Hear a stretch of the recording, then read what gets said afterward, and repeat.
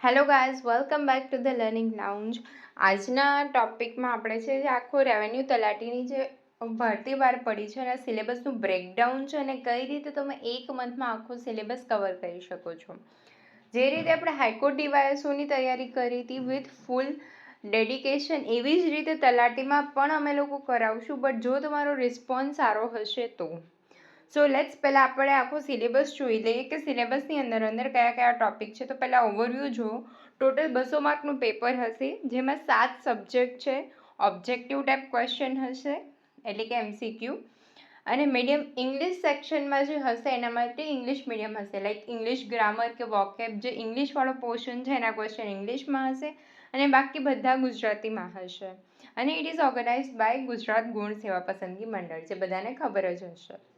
હવે સબ્જેક્ટની અંદર જોઈએ તો સબ્જેક્ટ અને માર્ક્સ ડિસ્ટ્રીબ્યુશન આપેલું છે કે પહેલાં ગુજરાતી લેંગ્વેજમાં 20 માર્કના હશે, ઇંગ્લિશ 20 માર્કમાં, રાજ્ય વ્યવસ્થા, જાહેર વહીવટ અને અર્થશાસ્ત્ર એટલે પબ્લિક એડમિનિસ્ટ્રેશન, ઇકોનોમી અને પોલિટી આ ભેગું થઈને 30 માર્ક્સનું હશે.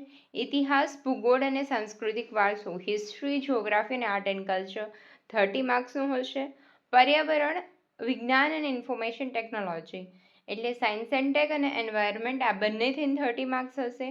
પ્રાદેશિક, રાષ્ટ્રીય અને આંતરરાષ્ટ્રીય કક્ષાની મહત્વની સંપ્રત ઘટનાઓ એટલે કે કરંટ અફેર્સ, એ 30 માર્ક્સનું હશે. અને સામાન્ય બૌદ્ધિક ક્ષમતા એટલે કે મેથ્સ, રિઝનિંગ, એ ભેગું થઈને 40 માર્ક્સનું હશે. તો આવી રીતે તમારે ટોટલ 200 માર્ક્સનું પેપર હશે.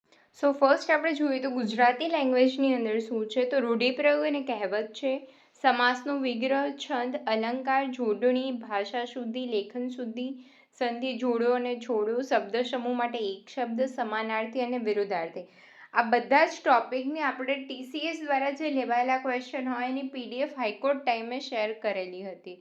એ લર્નિંગ લાઉન્જની ઓફિશિયલ ટેલિગ્રામ ચેનલમાં, ને જે લોકો હાઈકોર્ટના ગ્રુપમાં હશે એ ગ્રુપમાં પણ છે. એવું હશે તો આપણે તલાટીના ગ્રુપમાં શેર કરી દઈશું. હવે ઇંગ્લિશમાં આપણે જોયું તો ઇંગ્લિશમાં 2 સેક્શન પડે છે, એક છે ગ્રામર અને એક વોકેબ્સ.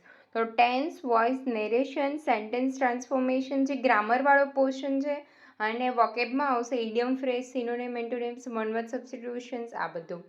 અને આપણે ગ્રામર અને વોકેબ બધું જેટલું તમારા સિલેબસમાં છે એના માટેના અલગ અલગ વિડીયો આપણી યુટ્યુબ ચેનલમાં કવર કરેલા છે. બધા શોર્ટમાં હશે, એવું નહીં કે બેઝિકથી લઈને એડવાન્સ સુધીનું નાના એક રિવિઝન ટાઈપ શોર્ટ ફોર્મમાં બધા વિડીયો કવર થઈ ગયેલા છે ઇંગ્લિશ લેંગ્વેજ માટેના. અને એના માટેની MCQ માટે જો તમારે પ્રેક્ટિસ કરવી હોય તો લર્નિંગ લાઉન્જમાં પણ એના બહુ બધા 1000+ MCQ આવેલા છે. હવે નેક્સ્ટ છે રાજ્ય વ્યવસ્થા, જાહેર વહીવટ, અર્થશાસ્ત્ર એટલે પોલિટી, પબ્લિક એડમિનિસ્ટ્રેશન અને ઇકોનોમી. તો આ જેટલા તમને દેખાય છે ગુડ ગવર્નન્સ, આરટીઆઈ એક્ટ અને પોલિટીના મેજોરિટી બધા જ ટોપિક આમાં આવી જાય છે. આ પહેલી સ્લાઇડમાં તમને પોલિટી અને પબ્લિક એડમિનિસ્ટ્રેશનનું બધું બતાવેલું છે. આ સેકન્ડ સ્લાઇડમાં છે અર્થશાસ્ત્ર એટલે કે ઇકોનોમી. તો ઇકોનોમીના બધા જેટલા આપણે સિલેબસમાં છે બધા પોઈન્ટ સ્લાઇડમાં લખેલા છે. નેક્સ્ટ ઇઝ ઇતિહાસ, ભૂગોળ અને સાંસ્કૃતિક વારસો. તો પહેલી સ્લાઇડમાં તમને ઇતિહાસ એટલે કે હિસ્ટ્રીના બધા ટોપિક આવી ગયા છે. સિંધુ ખીણની સંસ્કૃતિ સ્ટાર્ટ કરીને મહાગુજરાત આંદોલન સુધીના બધા જ ટોપિક આમાં, જસ્ટ સિલેબસમાં કયા કયા ટોપિક છે એ જ ટોપિક આમાં લખેલા છે. નેક્સ્ટ સ્લાઇડમાં છે ભૂગોળ એટલે કે જિયોગ્રાફીના બધા ટોપિક છે. જિયોગ્રાફીમાં તમારે 3 પાર્ટ પડશે. એક જે કોમન જિયોગ્રાફી છે, બેઝિક જિયોગ્રાફી છે, એ જેમાં થિયરી હોય એ. એક તમારે ફિઝિકલ જિયોગ્રાફી ઇન્ડિયાનું અને એક ગુજરાતનું ફિઝિકલ જિયોગ્રાફી. આ 3 પાર્ટ પાડીને સ્ટડી કરવાનું રહેશે એટલે તમારું આખું જિયોગ્રાફી કવર થઈ જશે. Next is art and culture. તો એમાં બી એવું જ છે કે તમને સ્પેસિફિક આપી દીધું છે કે ગુજરાતની લોકનાટ્ય કળા. તો જે ટોપિક આપેલા છે એટલા જ કરવાના છે. ભારત અને ગુજરાતનો સાંસ્કૃતિક વારસો અને બાકી બધા મેળા છે, તો ગુજરાતના મેળા, ગુજરાતની લોકનાટ્ય કળા, ગુજરાતનું સાહિત્ય અને ગુજરાતના તીર્થસ્થળ ટોપિક આપી દીધા છે. ત્યારબાદ નેક્સ્ટ છે પર્યાવરણ, વિજ્ઞાન અને ઇન્ફોર્મેશન ટેકનોલોજી. આ જે પહેલી સ્લાઇડમાં તમને પર્યાવરણ એટલે કે એન્વાયરમેન્ટના બધા જ પોઈન્ટ આપી દીધા છે. સો નેક્સ્ટ છે વિજ્ઞાન અને IT ટેકનોલોજી. તો આમાં તમારે બેઝિક સાયન્સ આવશે અને વિજ્ઞાન અને ટેકનોલોજી એટલે કે સાયન્સ અને ટેક, જે ડિફેન્સવાળો પોર્શન છે, મિસાઇલ ને એ બધું પણ આવી જશે. પ્લસ તમારી જે એનર્જીવાળો પોર્શન છે, રિન્યુએબલ એનર્જી, નોન રિન્યુએબલ ઉર્જા નીતિ, એ ટોપિક પણ બધા કવર થઈ જશે અને IT સેક્ટર થશે. સો હવે નેક્સ્ટ છે સામાન્ય બૌદ્ધિક ક્ષમતા એટલે કે મેથ્સ અને રિઝનિંગ. તો આમાં તમારું મેથ્સ અને રિઝનિંગ બંને વસ્તુ કવર થઈ જાય છે, જે તમને ટોપિક આપી દીધા છે અહીંયા. એટલા જ છે સિલેબસના જે ટોપિક, મેજોરિટી સિલેબસના ટોપિકમાં બધી વસ્તુ કવર થઈ જાય છે. અહીંયા સ્લાઇડમાં તમને એ જ બધા કહેવાય ને સિમ્પ્લિફિકેશન કે બ્રેકડાઉન કરીને આપેલા છે બધા ટોપિક.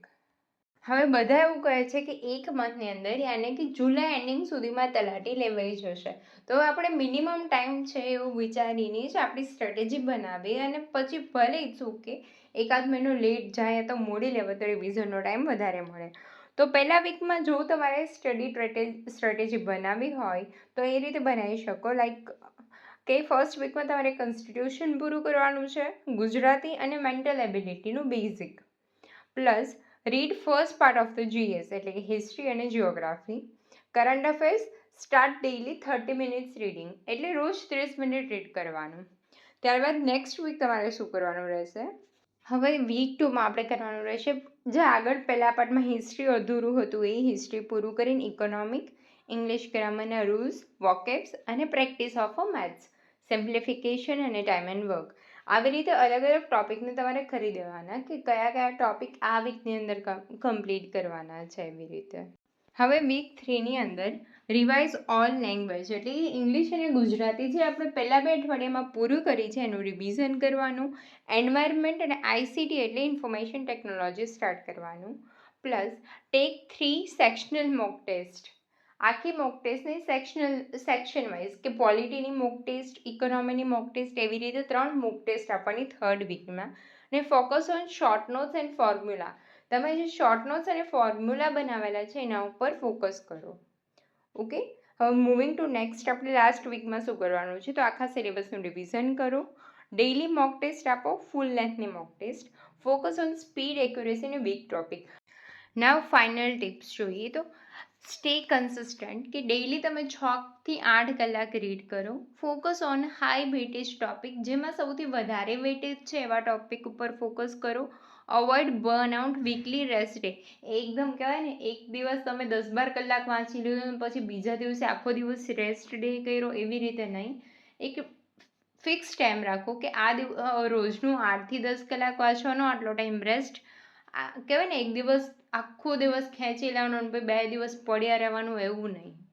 કન્સિસ્ટન્સી રાખવાની, સ્ટીક ટુ ટાઈમ ટેબલ. એક ટાઈમ ટેબલ બનાવો કે મારે રોજ મોર્નિંગમાં આ કરવાનું, બપોરે આ કરવાનું, આટલા ટાઈમ રેસ્ટ, સાંજે આ, એ રીતે. Revise regularly. આજે તમે જે રીડ કરેલું છે યા તો એને સૂતા પહેલાં યા બીજા દિવસે ઉઠીને તરત મોર્નિંગમાં રીડિંગ કરવા બેસો એ પહેલાં રિવાઇઝ કરી લો. પ્રેક્ટિસ મોક ટેસ્ટ આપો અને ફોકસ ઓન એક્યુરેસી. લાઈક તમે મોક ટેસ્ટ આપો છો તો કઈ રીતે આપવાની, OMR ફિલઅપ કરો છો તો 2 પેન લઈને બેસો. એક પેનથી તમે જેમાં તમે શ્યોર છો કે મને આવડે જ છે, મારો સાચો જ છે એવા MCQ ટીક કરો, અને બીજી પેનથી જેમાં તમે 50-50 છો, ઇવન 3 પેન લઈને બેસો, જેમાં તમે 50-50 છો એવા ટીક કરો, અને એક પેનથી જેમાં તમે ગપ્પા મારો છો એવા ટીક કરો. હવે તમે આખું પેપર દઈ દીધું, મોક ટેસ્ટ આપી દીધી, પછી તમે લોકો જુઓ કે તમારા જે 100% તમે શ્યોર હતા, લાઈક તમે બ્લુ પેનથી ટીક કરેલા છે તો એમાંથી તમારે કેટલા ખોટા છે. જેમાં તમે ડાઉટફુલ હતા 50-50 યા 70-30નો રેશિયો હતો એમાં તમે કહેવાય ને કે ફિલઅપ કર્યા ને કેટલા ખોટા છે, અને જેમાં તમે ગપ્પા મારેલા છે એમાં કેટલા ખોટા છે. એટ ધ એન્ડ આજે તમે ફર્સ્ટ મોક આપી છે, હવે તમે લાસ્ટ મોક આપો છો, લાઈક 4થી 5મી 6ઠી વોટેવર જે મોક હોય, તમારે શું હોવું જોઈએ કે જે તમારો પહેલાં રેશિયો હતો કે તમે 100% શ્યોરવાળા 50 લાઈક 200માંથી 50 એટેમ્પ કરી શકતા હતા, તો લાસ્ટ મોક સુધી મેં 50માંથી 100 યા 150 પહોંચવા જોઈએ, અને ડાઉટફુલવાળા જે હતા એ ઘટવા જોઈએ, અને ગપ્પાવાળા બી ઓછા થવા જોઈએ. ને ગપ્પા મારવાનું કેવું, લાઈક કેટલાયનું એવું હોય કે લાઈક મારું પોતાની વાત કરું તો હું કરંટ અફેરમાં ગમે એટલા ગપ્પા મારું એ ખોટા જ પડે. તો આ બધા અખાતરા તમારે મોક ટેસ્ટમાં કરવાના હોય, પેપરમાં નહીં. લાઈક હું સાયન્સ એન્ડ ટેક છે, એન્વાયરમેન્ટ, આ પોર્શનમાં હું ગપ્પા મારીશ ને તો બી મારા સાચા જ પડશે.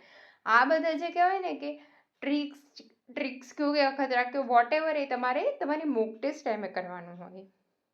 સો આ રીતે તમે તમારી મોક ટેસ્ટ આપવાની, અને મોક ટેસ્ટમાંથી તમને જે નથી આવડતું યા તો જે તમારું ખોટું પડેલું છે એ ક્યાંક નોટ ડાઉન કરો યા તો પેપરમાં જ હાઇલાઇટ કરો, અને પછી આખી મોક ટેસ્ટ તમે જેટલી આપી છે એનું બી રિવાઇઝ કરો.